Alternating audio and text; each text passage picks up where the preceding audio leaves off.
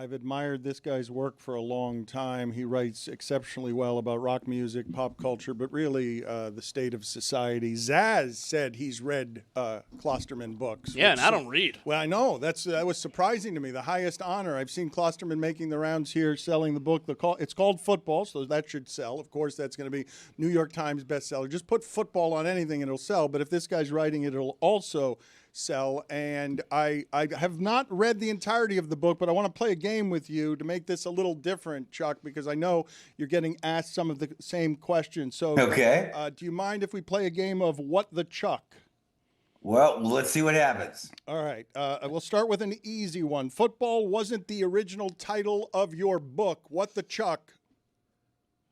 Was it true or false, or you're asking me what the original title was? Just what the Chuck?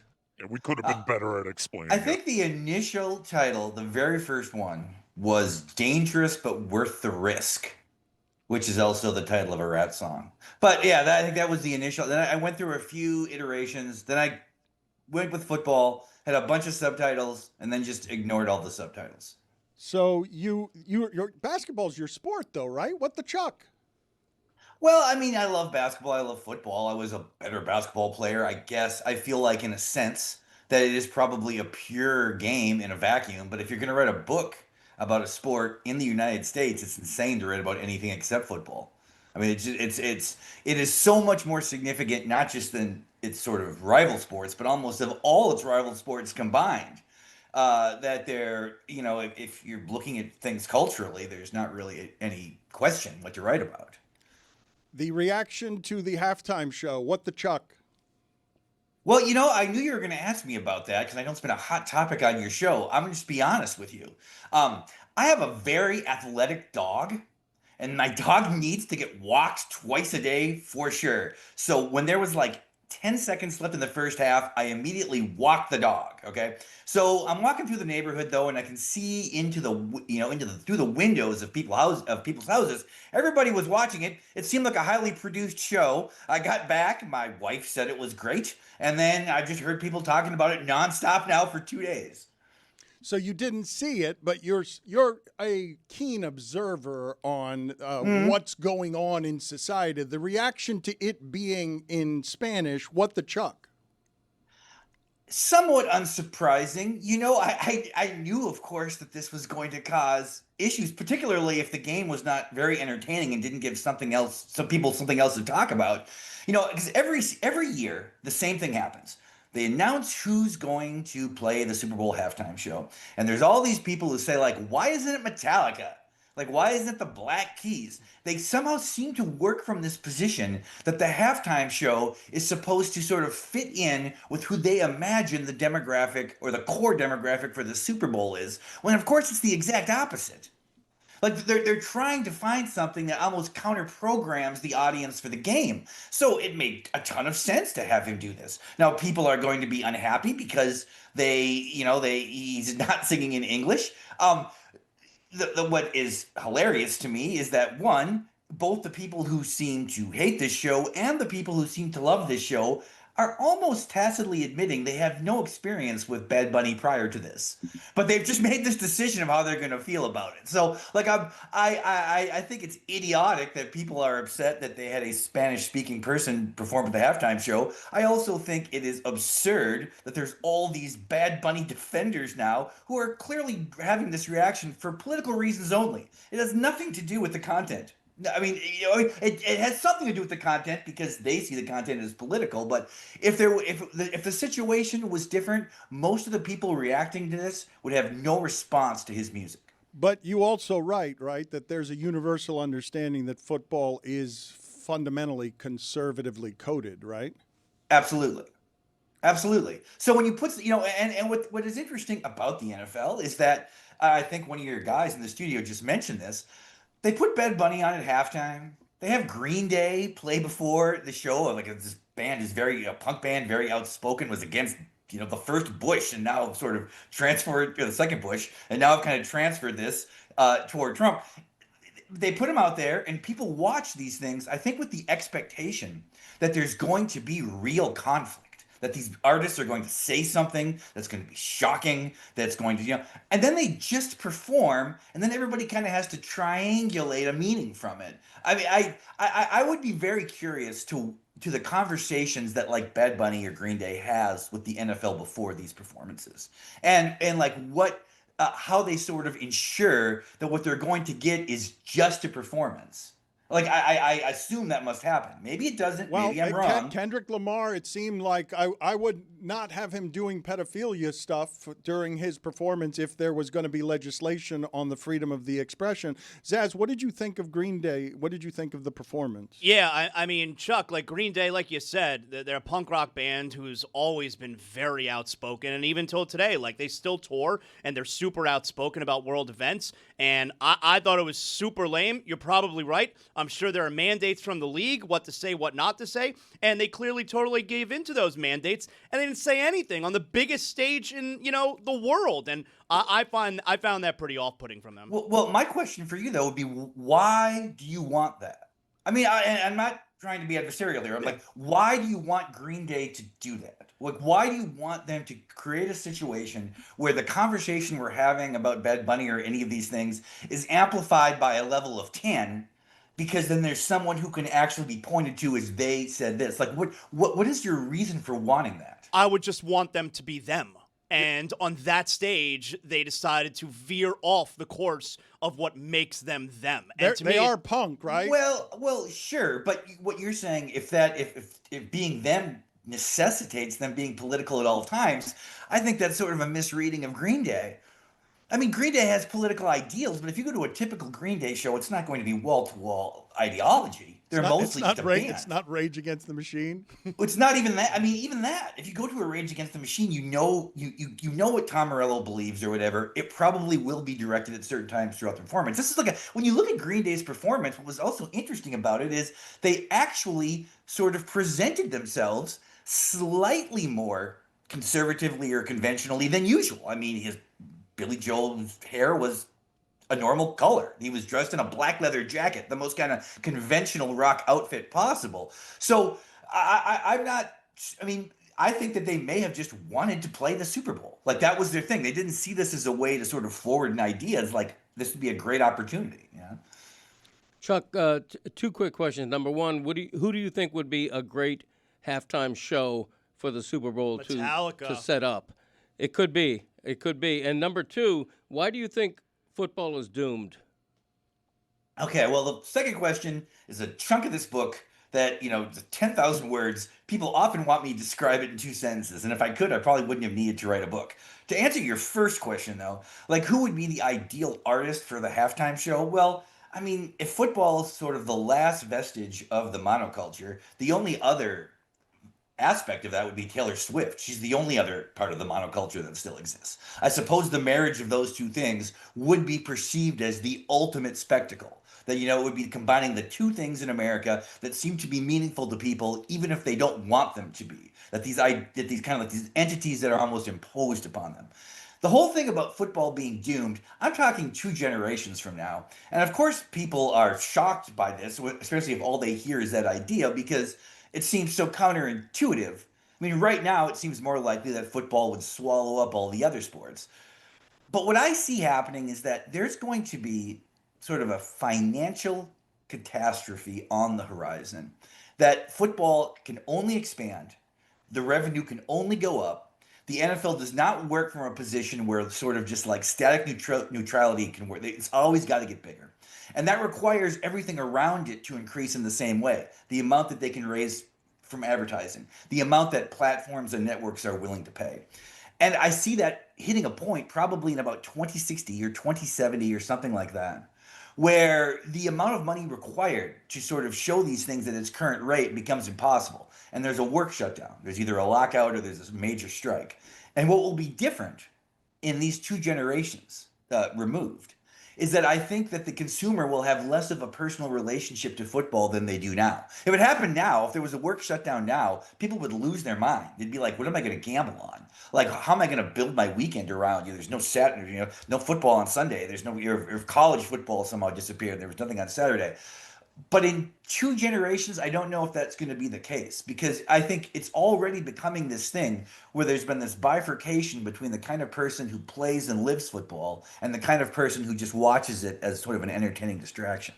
This is a heady play by Klosterman, a veteran of the industry here, where he predicts something that won't happen within his lifetime. So exactly. he'll never be proven, he'll never be proven wrong. And he's not actually saying that football is going to fail. He's just going to say it's going to get so big that America's not going to be equipped in its economy to be able to protect how big it gets. Like this is authorship of the highest order, sir.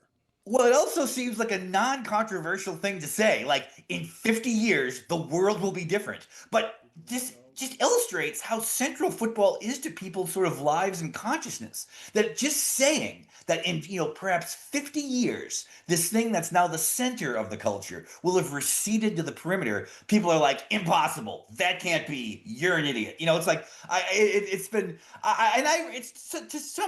some of this is my own fault. I mean, because I mentioned it early in the book, and then it's kind of at the end of the book. So I think for a lot of people who consume this, they think, well, that must be what the book is about. It's just really a sliver of it. I mean, my book is about football sort of in the largest possible sort of lens across this entire spectrum of ideas. But one of those ideas is sort of its future. And I do think, like all things that large, like all hyper objects, it is doomed.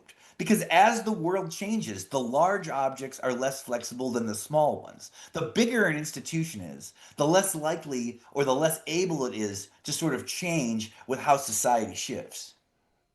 He's a new instant New York Times bestseller as soon as his book arrives. His book just arrived, and it's already a New York Times bestseller. It's called Football. It is available now, and I urge you to read it because he really is an exceptional author. I heard you say on Pablo Torre Finds Out the other day that Bill Simmons did real great wonders for your career in general, but the writing somehow got swallowed. People think of you as a thinker and more than a writer. It must crush you to see what's happening at the Washington Post and elsewhere. What's happening to writing? Well, I mean, the thing that I was saying about Simmons is that, of course, it's been great for my career. When I do a podcast with Simmons, it gets as much attention as when I put a book out. But the thing that I don't love is that everybody has heard my voice now. And let's face it, I have kind of an annoying voice. Some people hear my voice and they just hate it, right? Same. They just hate it. So I know now when people read my books, very often they're hearing my voice. In the past, what they would have done is imagine the best version of their own voice if they like the book. Now I'm sort of forced basically to inflict myself on people so they hear it back. What's happening at the Washington Post now, it's just it's confusing in a lot of ways, because certainly someone like Jeff Bezos is not in a position where he looks at the Washington Post and he's like, it's got to make money for me to survive. Like, that's not what is happening there. It's almost as though that he has this idea of how a business he operates has to work. Like, there's no way that he's going to have a business that's not competitive with any of his rivals, and that sort of seems to be doing meaningful work. Certainly the content of the Washington Post has not been as great over the last 2 years as it was a few years ago. There was a period very recently when I really felt the Post was better than the New York Times by quite a bit. Now that doesn't seem to be the case now, and now certainly it's kind of fallen apart. It's very weird too, because like as a sports reader, as someone who likes sports writing, I mean that was really sort of the cornerstone of that. It's like investigative political reporting and sports journalism seem to be the two things I associate with the Washington Post. So, I mean, it's odd, but what can you do? I mean, it's also not surprising. I would doubt you'd be surprised by that.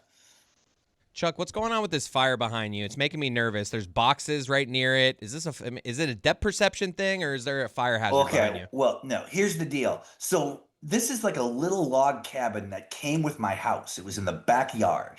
I don't know what it was for. I think the former residents maybe used it as like a playhouse. They must, but it had an actual fireplace in there. So this is where I built my office in, but I didn't want to have to start a fire every time I came out here. So that's an electronic fireplace. It's like that heats the room, but it's not actually a fire. There is no risk. Yeah. You had us fooled, though. I think all of us would have thought that was real, and that you were going for a vibe there, not just warmth, but you were trying to give off author writing in cold weather, real fire. Well, did you like to write by a fireplace when you were I live in a Miami. younger man? I live in a fireplace. The entire city I live in is a fireplace. But it fooled me. I was fooled. I thought that was real fire behind you. You're against instant replay, right? I am. I know I'm the last person that way, but I am. Yeah. Why? Well, I hate using the same joke over and over again, but it is the best illustration of this. Instant replay for officiating really sort of, to me, forces me to confront the sometimes problematic absurdity of these sports. That, like, I'm already watching adults making all this money play a simulation of reality for all, there's all this kind of fakeness around it. Then something happens in the game. And in order to get an objective answer to say, is it third and short or is that a first down? The amount of evidence we need is greater than the amount of evidence we need to give a guy the electric chair. Like, isn't that crazy that we need like indisputable visual evidence for, like, players are playing the game, but we need machines to officiate it? I mean, that's just I think that when I see the idea that we're, and this is beyond the fact that, like, I mean, particularly in basketball now is even worse, but with football as well. No, soccer. Mike has stopped being, or not stopped being a soccer fan, but instant replay has ruined Mike's experience with soccer. It has absolutely made the sport much worse and less of a appointment watching for me. It used to be bona fide, my favorite sport, and it's been knocked down a few pegs because I can't celebrate a goal. And we're talking about like little toenail differences. It's just terrible. I mean, because it'll be it's just interesting to me how the idea that a bad call by the official is not sort of part of the narrative of the game. It's just thing. It's like, well, this means that the outcome isn't objectively true, but also, the other problem is that even with instant replay, yes, they more often get the correct call, but it's not 100%. Sometimes it kind of leaves you almost a worse taste in your mouth because it consumed all this time for an outcome that they couldn't change. I don't think it adds anything to the game. I think it detracts from the experience. It adds more accurate. It adds more sure, accurate. Yeah. Oh, of course. I mean, it is. And I think that there's now this contingent of people who are involved with gambling, and so they see this very differently. They're like, we must have an objective outcome because if we don't, it could cost me money or whatever. I don't see it as so essential, though, that if we when I was talking about this when I was on Simmons' podcast, because of course everyone disagrees with me. It seems like a crazy thing to say in 2026 that you don't want to use technology to your advantage. But he was talking about the old Houston Oilers, Pittsburgh Steelers AFC title game back from like the late 70s, early 80s, where there was a controversial call in the end zone with a wide receiver, and many people in Houston feel like that cost them the game, but the call was, the touchdown wasn't allowed. And people were like, well, see, that's great. That would never happen now. But the only reason we're talking about it this many years later is because that did happen. The mistake was part of that experience and part of that game. It's part of the history of those two franchises. Some of these things that people want to correct are like short-term remedies. Like, if they really care about the idea of the sport, that is part of it. The idea that human error plays a role, both for the players and for the officiating crew. I don't think we need to constantly stop the game, especially to look at these things in like a frame-by-frame basis. With basketball, it's really maddening because things will happen in the last minute of a basketball game that are then officiated in a way that they have not been officiated for the last 47 minutes or the last 39 minutes. Like the idea, if you hold a basketball in your hand and someone punches it out, technically, the last thing it touches is the bottom of your finger. But at no point in the game is that possibly out on the guy holding the ball until they go to instant replay at the very end. It's really reversing the whole idea of how that play is supposed to be officiated.